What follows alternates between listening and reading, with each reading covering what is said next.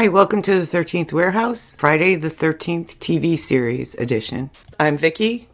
And I'm Kim. And here are the episode credits for Friday the 13th the series, Season 1, Episode 20, The Quilt of Hathor, The Awakening. Created by Frank Mancuso Jr. and Larry B. Williams, written by Janet McLean, directed by Timothy Bond. Original air date, May 9th, 1988. This is the Quilt of Hathor.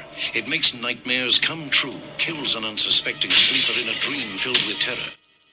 We were told that it was with the Penitypes, a strict religious sect. So Mickey and Ryan went to recover it. It almost cost them their lives. They seized the quilt from Effie Stokes, the woman who was hopelessly in love with Reverend Grange. They were going to return to the stores so the quilt could be locked away in the vault, the only place on Earth where its power could be held in check. But Ryan chose to remain among the Penitypes rather than leave Laura, the girl he loved. Mickey did return with the quilt, but it was a copy, a fake. Ryan was left alone with a killer. Hi, we're back with Season 1, Episode 20, The Quilt of Hathor, The Awakening. This is Part 2 of our last episode, The Quilt of Hathor. And Part 2 opens with Effie folding up the real quilt while another member of the community looks on through a partially open door. Concerns continue to be raised by the community about the leadership of the community, the Reverend, and his inability to find a wife. The council wants to replace the Reverend as leader of the community. If you recall in the first part, they also had concerns about the books, but they don't mention that at all in this episode. It seems to be all about him finding a wife. Yes. The council is also concerned with all the deaths. They think all the deaths are the result of witchcraft. And they're suspicious of Ryan and the fact that the Reverend is letting him marry his daughter.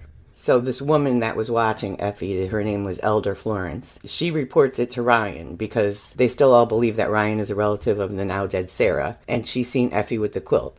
Now, this part doesn't make sense to me. She runs to Ryan because she knows this quilt has been stolen from his relative, Sarah. She goes to report that I found the quilt. You're her relative, so I'm telling you. But then when he says we have to get it, she says, I'm not going to give it to anybody but the Reverend. Why? It's his. Yeah, right. I couldn't understand that either. Yeah, why go report it to him if you're going to just give it to the Reverend? And why give it to the Reverend when you know this is the quilt that was stolen from who they think was Ryan's relative? Right. That doesn't make any sense. So Elder Florence goes to Effie's room alone, as Ryan's not allowed up in the women's quarters, so we knew she was done for. And Effie catches her. So where is Effie hiding all the time? They say she's somewhere in the... Where did they say she was? Like she was working or something. I can't remember where they said. Not the mill, right? I can't remember. The cannery, she was somewhere working. And Ryan's sitting on the stairs. Effie's supposed to be out of the building working somewhere. And there she shows up. So how did she get there? Was she hiding in a room somewhere? I don't know. To me, everybody mysteriously just pops up out of nowhere. Right, because Ryan's sitting in the middle of the front stairs. Mm-hmm. So it's not like she had to be upstairs, like hiding in a room. Yeah, a lot of things was like, how did they get there? Right. So she shows up, of course, and catches her with the quilt. Effie throws her out and wraps herself in the quilt, and for some reason lays on the floor to take a nap instead of the bed that's right next to her. So what that's all about, I have no idea. I thought it was going to have something to do with it. Oh, maybe it did, because then Florence fell on the floor when she first laid down with the quilt. Oh. I'm like, why is she laying on the floor? The bed's right there. Yeah, it could make sense. And then I was thinking it was going to have something to do with the way Florence died, but it didn't really, but she did lay on the floor immediately. Mm-hmm. She did fall on the floor, so maybe that was what that was all about. Yeah. And so Effie stabs Florence in the eyes with a fork in her dream. Ryan hears screaming and runs upstairs to find Florence dead with bloody eyes. Now, the men drag him away, so I thought that he was going to get arrested for her murder right then and there, but apparently he didn't. Right. So Jack and Mickey head out to the community, worried about whether their car can make it there. So I guess they couldn't go the night before because Jack had to wait for a fuel pump. And they got the fuel pump, but apparently they're still worried about it. So I don't know. So we knew that they were going to get stuck.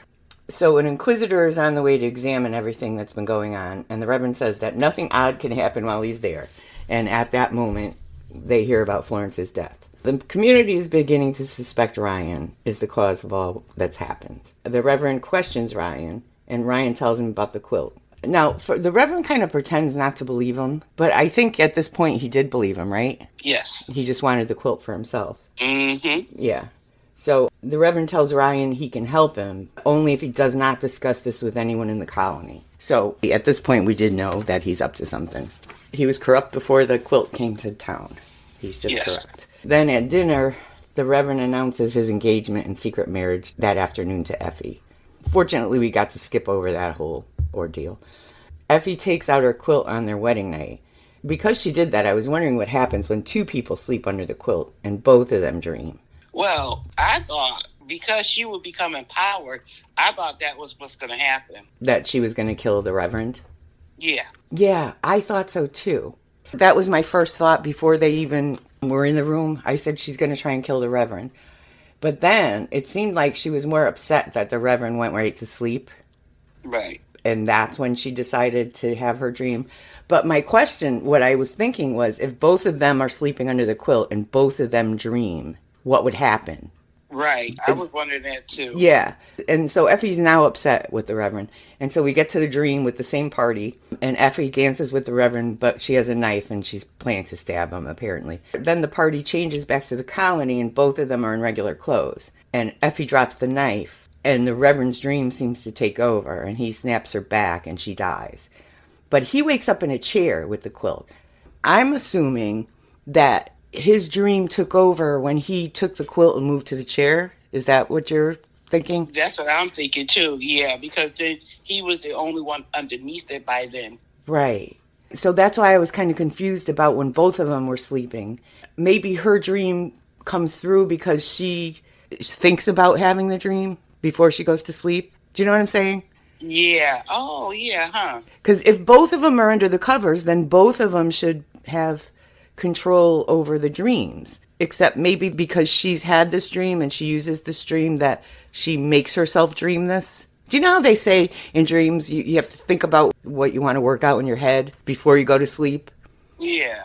So that's what I'm thinking, because it didn't make any sense to me why both of them weren't having conflicting dreams. Well, I thought that in the dream, even though they both would be in the dream, both of them would have an equal part of how the dream plays. That's what I would love to have seen, to where they would be among themselves and actually end up killing each other. Yeah, that's a good one too. Or she tries to stab him and he can defend himself. Right. Yeah. So I'm still a little not really understanding how this quilt works, but it just seems like he got up and went to the chair with the quilt. Now, I'm assuming he did it on purpose. It could have been just a thing that he didn't want to sleep in the bed with her. I don't know. What do you think? I think he didn't want to sleep in the bed with her because he technically did not really want to be with her anyway. Right. But do you think that he understood about the quilts? Because that's why he chose to marry her.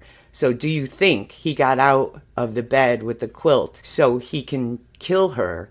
Or I believe that. You think so? Yeah, because remember before we talked about how is somebody evil before, and he had evilness before. So even being underneath it, even with her, I wonder if he felt something. That's what I'm wondering, because it could have been, we knew he kind of believed Ryan about the quilt. So there's that. But it could have also been that he just didn't like her, because we know he doesn't. And he wanted to get out of bed, and he just took the quilt because that was on top. I didn't know if originally it was just an innocent move on his part, and then he realized what could happen. Nah. You think he had a plan all the time? Not a plan, but I think he had a hint. Because even in that dream, even though it's kind of like a flash back and forth for a quick moment, I'm wondering at that particular point, did he get up and then took the quilt with him? Yeah, that's what I was thinking too, because maybe that was their dreams battling each other, and then he finally got up. Right. So Yeah. I'm with you there. I think that's what happened. So yeah, that answers my question then. So he probably realized what was going on, and that the quilt thing was 100% true, and he decided this was his chance. Not to defend him, because you know how I feel about him. He could have understood that she was going to kill him, too, if he was seeing her dream, which I imagine he did, right? Right, yep. Yeah, so it could have been sort of in self-defense, but I'm not going to give him that much credit. No.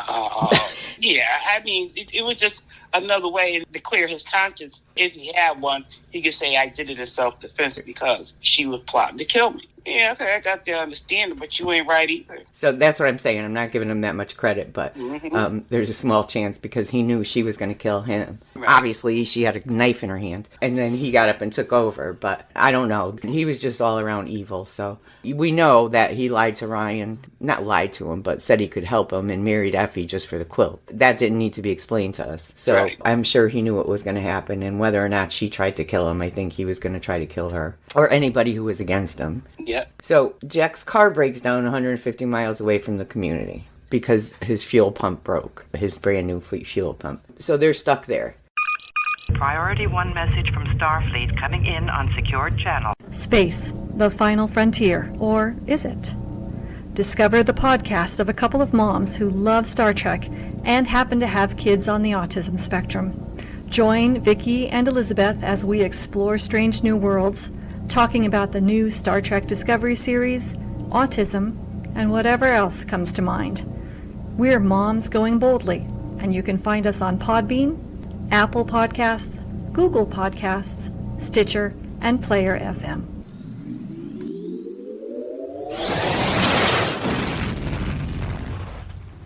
Hey, Dud Gramley here from Yeah, That Can't Be Good. Please join Kim, Vickie, Skip, and myself over at Yeah, That Can't Be Good for an episode-by-episode podcast of all things Eureka. You can listen at eurekarewatch.com on Apple Podcasts, Podbean, or wherever you get your podcasts. And we're back. The Reverend tells Ryan that Effie left and took the quilt with her because Ryan shows up in the morning because he's hoping to get the quilt. And the Reverend said he had it in his hands, and when he woke up this morning, Effie was gone and she took the quilt. But he had thrown her in the basement, wrapped in another quilt. The Inquisitor arrives a day early and begins questioning the community. And someone mentioned the stolen quilt made from the colors of Satan. That's what he says. We don't see who mentioned it, but he knows about the quilt. And the Reverend tells the Inquisitor that he's investigated the story and believes that it's all lies and a misunderstanding. Nobody's quilt was stolen. It was just a misunderstanding. So he lied. So Ryan goes to make up with Laura, but the Reverend shows up and tells him that the Inquisitor has ordered Ryan to leave, which we know is not true, since he already reprimanded Matthew for suspecting him. Right. We were wondering in the last episode, because remember they were doing the cleansing and Ryan pushed Matthew off, and we couldn't decide whether Matthew fell in the fire pit or outside the fire pit. And then we didn't see him anymore, so we didn't know if he was dead in the fire pit, if he fell out of the fire pit. But we thought maybe out because we never heard him scream or anything. So he's here. He's here getting himself involved in everything again. Trying to get rid of Ryan. The Reverend tells Ryan he only has an hour to leave. So I'm going to say, what kind of plan is that? He's going to give Ryan an hour to run around town and figure out that it's not true. I mean, he doesn't even get that far, but that's generally what could have happened. Ryan could just go talk to the Inquisitor and ask him why he's making him leave, and then find out he didn't make him leave. That was kind of a dumb plan on his part. Well, still a plan kind of worked, because I thought that they set him up. Oh, no, I don't know. Did they set him up? Yeah, I guess they did. Set him up. Yeah, I didn't even think of that. I just thought the guy was trying to kill the Inquisitor. I thought the Inquisitor really wanted to see him. Okay, that makes more sense. Okay. Of course, yes, it was Matthew who came to say the Inquisitor wanted to see him. So absolutely, yes, they did set him up. I just thought it was a big coincidence that he was going to find out the Inquisitor didn't want him to leave, but he was going to die before he got to tell him that. And then, of course, because Ryan's over a second body, that they were going to accuse him, but I didn't realize it was a setup. I got it. I thought the Reverend was just trying to get rid of the Inquisitor, period. But yes, that was a way to get rid of both of them. Oh, no, he killed two birds with one stone. Absolutely. Yeah. Inquisitor and Ryan. Yes, because that makes a little more sense. Then why would he let him run around for an hour and find out that he didn't want to send him home? So Laura comes to say goodbye, and Ryan wants her to go with him, but she says she can't. Like we said, Matthew the Stalker comes to tell him that the Inquisitor wanted to see him, which Kim has determined was a setup. So the men find Ryan with a knife, and now they believe he murdered him. Finally, Jack and Mickey show up, but they get thrown out of the hearing, and Ryan is accused of murder. What's happening? He's accused of killing Inquisitor Holmes. Well, Ryan wouldn't kill anyone. Perhaps he will be found innocent. Not by this crowd. This is a lynch mob. You call yourself a man of God? Thou art accused of a grave crime, the killing of a high commissioner, an inquisitor of the Pentatite faith. I didn't do it, and you know it. The truth shall be determined in time. Whose truth?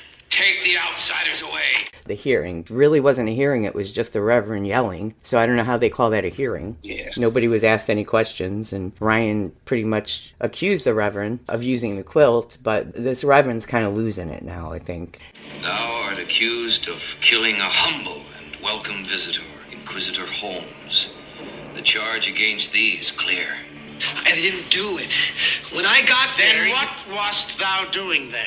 Brother Matthew said the Inquisitor wanted to... Even after thou hadst been told of thy banishment from this community by the Inquisitor's own command? Well, I was hoping he would change his mind. Then who killed him?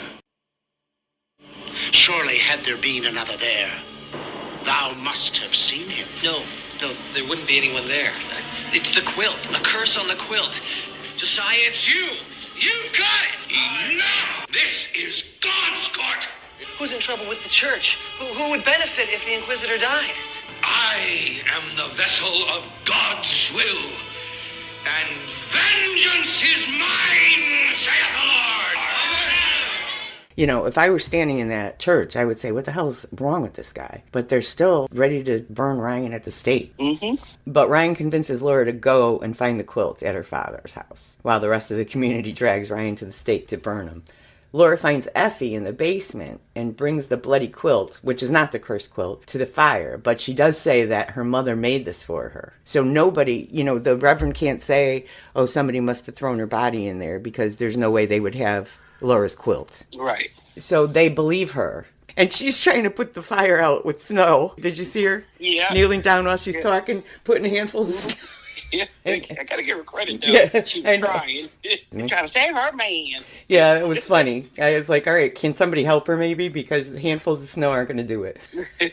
So they believe her, and someone releases Ryan. And I didn't see who it was, but I don't think it matters. While the colony people go to the basement, although they called it a woodshed, Ryan and Laura follow the Reverend to a mill, where he tries to use the quilt, and Ryan begins to feel the effects.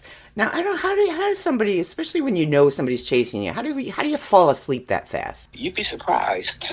There's people that can actually do that. And I understand that people can fall asleep. Like my son could fall asleep anywhere, but you know somebody's chasing you. How do you get yourself to fall asleep that quickly? Because some people could just tune it out. I don't know how. And I wish I could be one of them. Man, that was a quickness, and Right. he started falling asleep, and I'm going, I wish I could do that. Not kill somebody, but wish I could fall asleep like Right. drop of a dime. Right. It's amazing. So Ryan begins to feel the effects. You could see he's having trouble walking. He's falling down. But he does get close enough to grab the quilt out of the Reverend's hands, and it wakes him up. While the Reverend and Ryan struggle for the quilt, Laura tells Ryan to let go, and the Reverend falls out the window.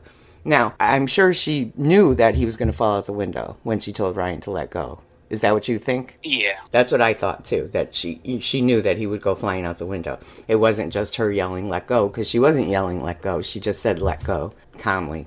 So anyway, the Reverend falls out the window and is dead, obviously. And in the end, Ryan realizes that he needs to be there to help Jack and Mickey collect the cursed antiques. And if anything would have proved it to him was all these people dying in this community. How many people died now? I lost count. 5? I'm trying to remember. There were 2 wives, Effie, Sarah, Florence. Yeah, at least 5. Oh, the Inquisitor 6. Oh, yeah, that's right, 6. Yeah, And so 7? it's got to be 6 or 7. Yeah, it's definitely more than 5. Yeah. You know, 6 people being dead, or 7 or however many, was enough to prove to Ryan that he had to go back and help them collect the antiques. Now, before I started watching this, at the beginning, you know, obviously we could have kind of guessed that Ryan wasn't going to stay there because, you know, he's in other episodes of the show. Right. So I thought, before I watched it, that the only way he was going to leave, I thought Laura was going to die somewhere in this episode. I didn't think she was going to die. I thought she would have left with him. Yeah, I didn't think of that. Because when they said about the forces of evil, how they, you know, she doesn't want that to happen again.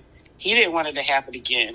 Right. So I thought they would have combined forces. There would have been another person to go out and help collect antiques. That's a good thought, yeah. That didn't occur to me. I thought the only way he was going to leave is if she died. It didn't occur to me that she would go with him. Yeah, that's a thought. I didn't even think of that. So, on that note, Laura is now the head of the community, so she says she can't go with Ryan. And they leave, and there's Matthew on the porch with Laura. That guy just doesn't give up. He don't give up. Oh my God. He's always there. Even the way he popped into the bedroom when Laura was just ready to kiss Ryan, it was just like the stalking behavior the last time. He just shows up out of nowhere. He just shows up out of nowhere.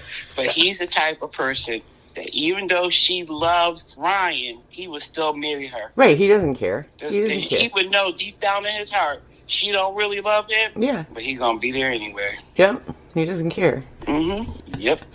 And then I don't know what they were trying to do at the end when Mickey covered him up with a quilt and he was sleeping, and then all of a sudden you heard a big noise. I don't know if that was just supposed to be some goofy thing they threw in, or if we were supposed to know what that was, or... It did dawn on me. I kept on saying, but did that come out the same time as Carrie? Oh, boy. What are the age time? Because I remember when Carrie came out, yeah, and the girl fell asleep and she woke up and she was at the gravesite and the hand came up. Yeah. Kind of remind me of the same thing, and I'm going, was this around the same time frame? Because I can't remember if Carrie was in the 70s or 80s. You know what? I have no idea. Let me see if I could. Let me hold on. Let me.